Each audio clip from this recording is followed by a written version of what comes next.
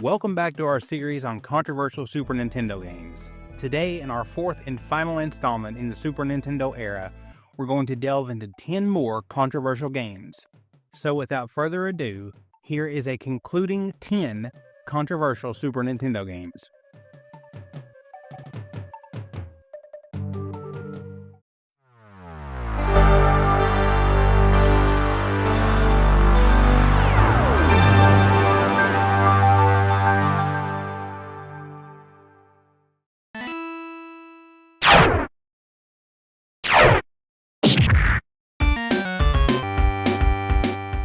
Final Fight, released for the Super Nintendo in 1991 and was an adaptation of the popular arcade beat-em-up, but it became controversial due to its content adjustments made for the console version. Originally, the arcade game featured two female characters, Poison and Roxy, who were part of the villainous gang. For the Super Nintendo, Nintendo of America mandated changes to adhere to their content guidelines, particularly regarding the depiction of women. In a move to avoid the implication of violence against women, both characters were replaced with male characters, Billy and Sid. This altercation sparked discussions about gender representation in video games, censorship, and the ethics of altering game content to fit regional standards. Critics and fans debated whether these changes were necessary or if they reflected a broader issue of how female characters were portrayed in gaming, often reducing their roles or changing their gender to sidestep controversy. Moreover, Final Fight on the Super Nintendo was also at the center of controversy due to its portrayal of violence. Despite the character changes, the game still featured intense street brawling, with players taking on numerous enemies, which some felt was too violent for the console's young audience. This led to discussions about the suitability of such games on home consoles, where the accessibility to children was much higher than in arcades. The game's design, which involved fighting through waves of enemies with moves like throws and punches, raised concerns about the glorification of street violence and its potential impact on players. Final Fight thus became a case study in the early 90s for examining the balance between preserving the essence of arcade experiences in home settings and ensuring content was appropriate for a broader, more diverse audience.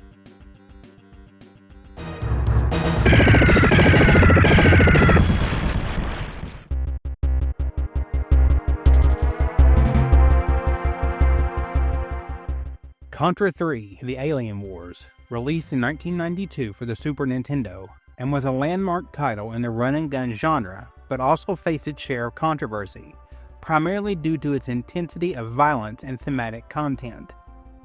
The game pushed the boundaries of what had previously been seen on the console, featuring graphic depictions of enemies being destroyed in various explosive and gory ways. While the original Contra series had gathered attention for its action-packed gameplay, Contra 3 escalated the violence with its vivid pixel art, showing detailed explosions, body parts flying, and even moments where enemies were burned or crushed.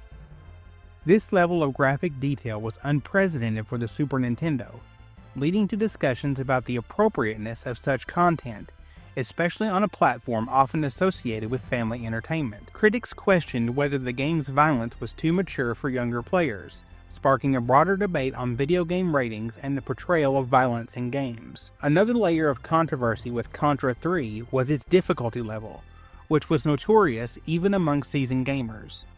The game demanded precision, quick reflexes, and pattern memorization, leading to frustration for many players who found it excessively challenging.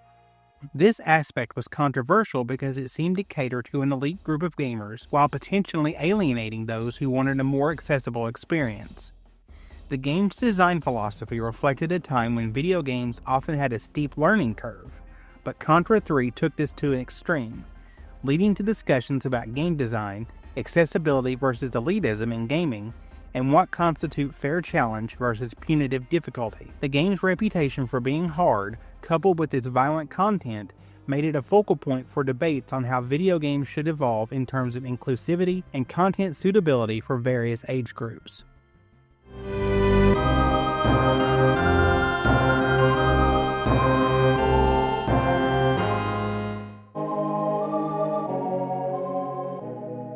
Spawn, released in 1995 and was adapted from the popular comic book series by Todd McFarlane, found itself mired in controversy due to its content and the challenges of bringing a mature-themed comic to a gaming platform known for its family-friendly image.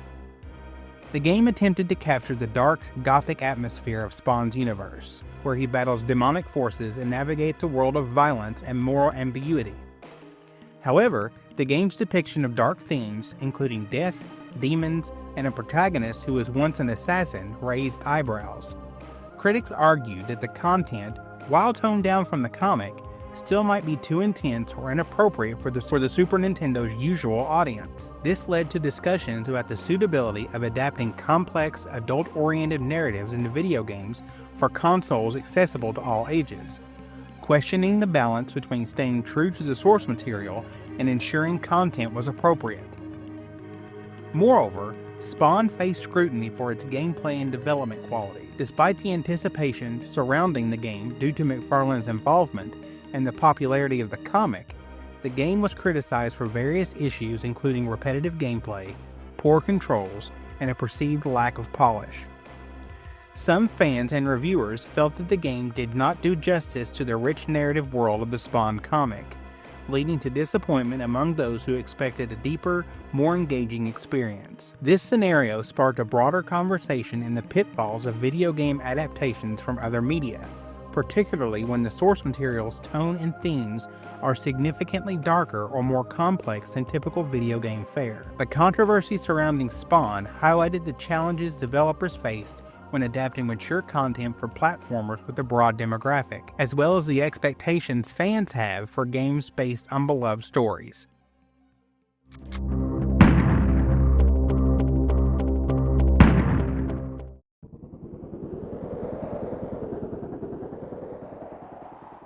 Blackthorne, released in 1994, was an action-adventure game that, while innovative in its storytelling and gameplay, stirred controversy due to its mature themes and intense violence. Developed by Blizzard Entertainment under the name Silicon and Synapse, the game featured a dark, dystopian setting where the protagonist, Kyle Blackthorne, battles against an oppressive regime and grotesque creatures. The game's depiction of violence, including scenes where enemies are visibly injured or killed by gunfire, was seen as a stark departure for typical Super Nintendo fare. This led to debates about the appropriateness of such content on a console often played by children, with some arguing that the game's graphic nature might not align with Nintendo's family-friendly image. The controversy extended beyond its content to the game's marketing and reception. Blackthorne was part of an era where video games were starting to explore more adult themes, pushing the boundaries of what was considered acceptable on consoles. The game's use of early cinematic storytelling through pre-rendered cutscenes was praised, yet it also highlighted the challenges of delivering mature narratives on platforms traditionally associated with younger audiences. Additionally, the game's difficulty level and the shift from the more arcade-like action of contemporaries of a more methodical, survival-focused gameplay was divisive. Some players appreciated the depth and challenge, while others found it too punishing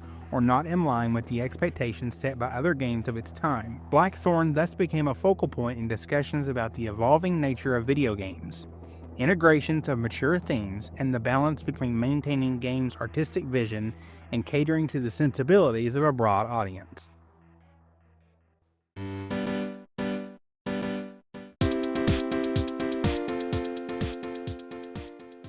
Lemmings 2: The Tribes, released in 1993, brought about its own set of controversies, primarily due to its departure from the original game's simplicity and accessibility.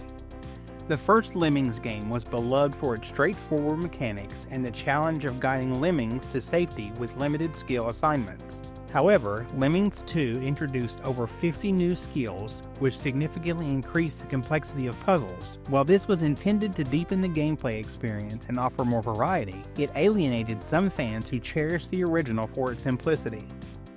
Critics and players debated whether this complexity was an evolution or a deviation from what made Lemmings special, with some feeling that the game had lost its core appeal by requiring players to remember and manage an overwhelming array of skills, thus making it less intuitive and more of a learning curve than a fun puzzle game. Moreover, Lemmings 2 was controversial for its perceived lack of innovation in other areas. Despite the addition of new skills, the game was criticized for not significantly evolving the core concept or gameplay loop from its predecessor. The visual and audio enhancements were noted, but the overall game design felt repetitive to some, with the puzzles often requiring the same basic strategies, just with different tools. This led to discussions about sequelitis in gaming, where follow-ups to a successful game failed to offer fresh content or meaningful improvements, instead relying on the franchise's name to sell. The controversy around Lemmings 2 highlighted the delicate balance developers must strike between maintaining the essence of a beloved game while attempting to expand and innovate,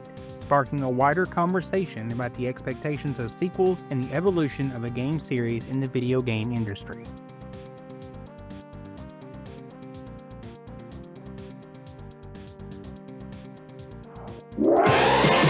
And now, this message.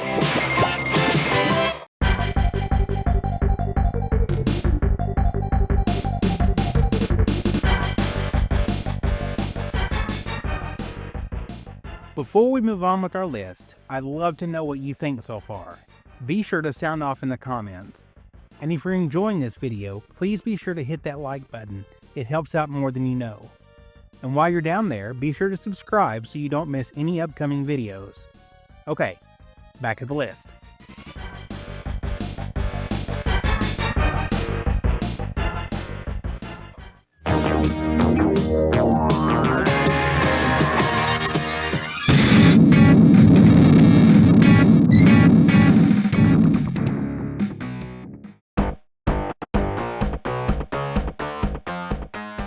Demolition Man, released in 1995, brought the high-stakes action of the popular Sylvester Stallone and Wesley Snipes film to the console, but it didn't come without controversy.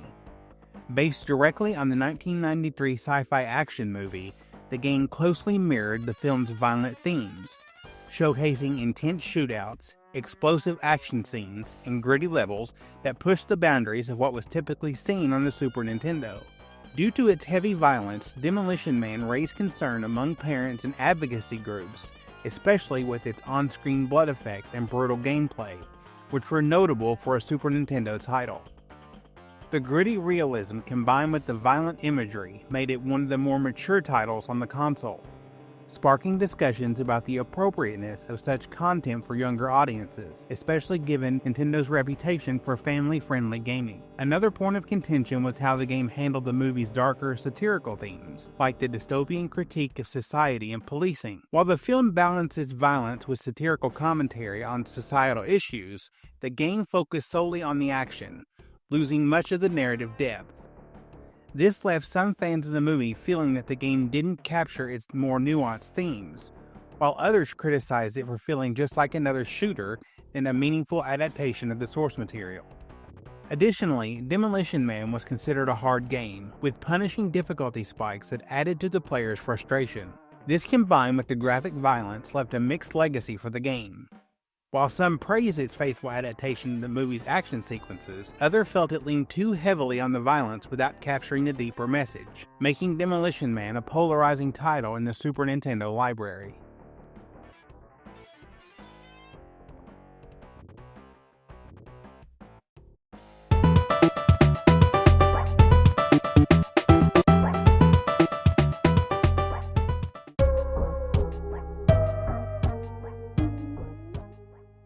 Shaq-Fu, released in 1994, quickly became one of the most talked about and controversial games on the console, largely due to its unusual premise and gameplay issues.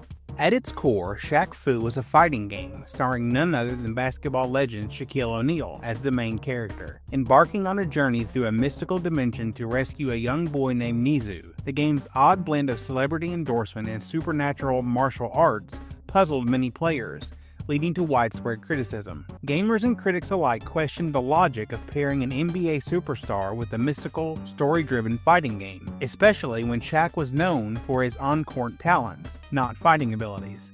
This unusual crossover felt forced to many. causing Shaq-Fu to be seen more as a marketing gimmick than a serious entry in the fighting genre, drawing mockery and sparking intense debate about the role of celebrity influence in video games. Adding to the controversy was the game's technical performance and gameplay design, which many players found frustrating. The controls were often described as clunky and unresponsive, making it difficult for players to execute moves reliably. The character roster and moveset were limited, especially compared to other popular fighting games of the time, like Street Fighter II and Mortal Kombat. Additionally, the levels felt repetitive, and the storyline was criticized for being shallow and nonsensical. This disconnect between the hype around Shaquille O'Neal's involvement and the underwhelming execution of the game led Shaq-Fu to be seen as a notorious example of style over substance. Over the years, it's gained a sort of cult status, often labeled as one of the worst games ever made, and its legacy remains divisive. For some, Shaq-Fu is an amusing artifact of 90s pop culture, while for others it represents a low point in the era's licensed gaming.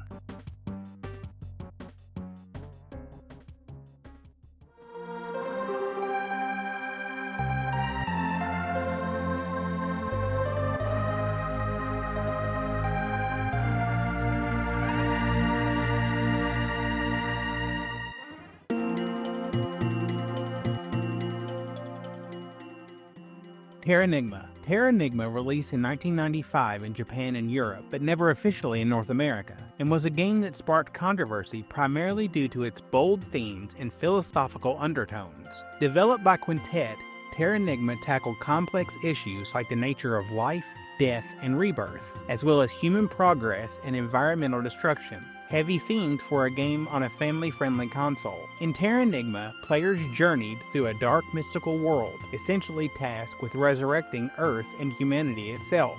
The storyline was filled with references to religion, creation myths, and moral ambiguity, prompting some concern over its appropriateness for younger players. At a time when most games were focused on simple gameplay mechanics, Terranigma took an intellectual and spiritual approach that, while critically acclaimed, was seen as risky and even provocative. Adding to the game's controversial reputation was its decision to depict the cycle of civilization in ways that could be seen as bleak or critical of humanity. In one section, players essentially recreate human society, only to witness cycles of war, corruption, and decline, a reflection on humanity that was startling in the context of a video game. The omission of a North American release by Nintendo often fueled discussions about censorship and regional content restrictions. Some speculated that Nintendo of America found the game's religious and existential themes too controversial for their market, preferring to avoid potential backlash from parents or advocacy groups. The game's lasting appeal among fans has only underscored how daring and unusual Terranigma was for its time, offering a thought-provoking experience that went far beyond traditional gameplay and challenging norms of what video game narratives could explore.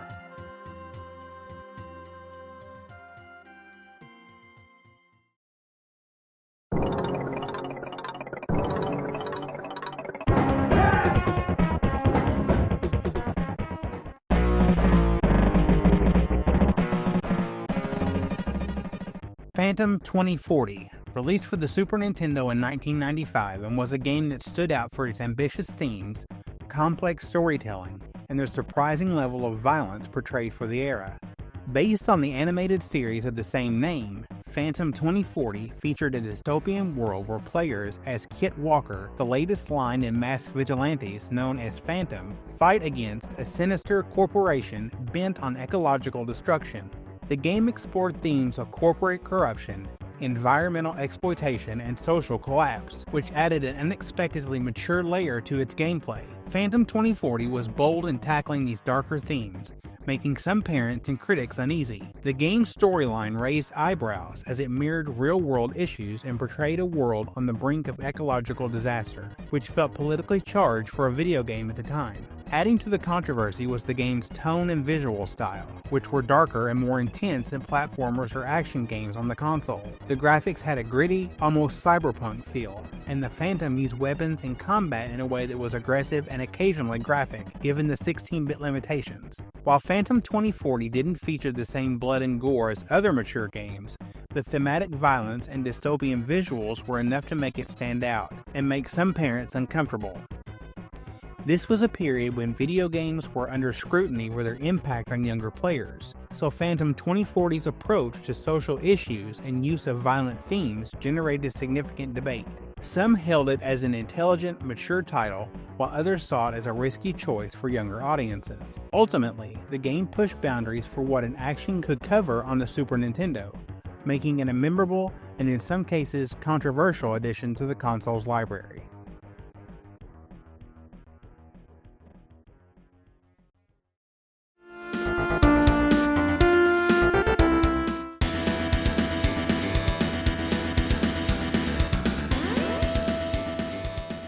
Lagoon. Lagoon released for the Super Nintendo in 1991 and stirred up its share of controversy, primarily due to its gameplay mechanics and overall design, which many players found frustrating and outdated even at its time of release. Billed as an action RPG, Lagoon follows Nasir, a young hero tasked with stopping an ancient evil and purifying tainted water sources. While the premise has potential, Lagoon became infamous for its unusual combat system, where Nasir's sword was limited to an incredibly short range, making it feel more like a dagger. This odd mechanic left players vulnerable and frustrated, especially since Nasir often had to get dangerously close to enemies to land a hit. The game's combat difficulty, combined with its limited movement mechanics, left many fans of the RPG genre feeling disappointed, sparking criticism and making Lagoon a polarizing title. Just as a side note before we move on, I actually have a lot of fond memories with Lagoon, and I'm probably one of the few people who actually like it. If you'd like to know more about Lagoon, like its development or other interesting bits, I made a video covering Lagoon in my Forgotten Games series. I'll leave a card here if you'd like to check it out. Adding to the controversy was the general lack of polish in the game's graphics and storytelling, which felt outdated compared to other Super Nintendo RPGs at the time. The visuals were often seen as simplistic, with repetitive backgrounds and sparse detail, which paled in comparison next to games like A Link to the Past, which was released a few months later. Players also found the storyline somewhat thin and lacking depth, especially compared to other RPGs that were gaining popularity for their engaging narratives. Despite having a promising setup and atmospheric soundtrack, Lagoon's execution left much to be desired, leading to a divisive reputation among Super Nintendo fans. While some players appreciated its challenging nature, others viewed it as an underwhelming experience that didn't live up to the growing standards of the genre, cementing Lagoon as a title that stirred frustration and debate among fans.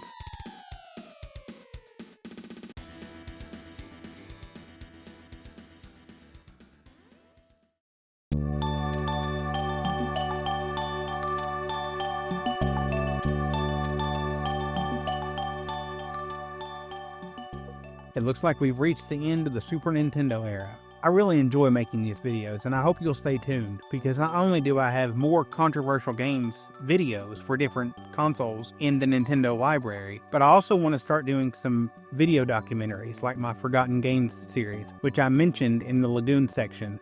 So since we're done with the Super Nintendo, we're going to move on to the Nintendo 64. And oh boy, there are some games on there that are going to be fun to talk about. But anyway, let me know what you think of the series so far, the games I have in these lists. Let me know anything you want down in the comments below. If you liked this video, please leave a like. If you didn't, that other button seems to work pretty well too.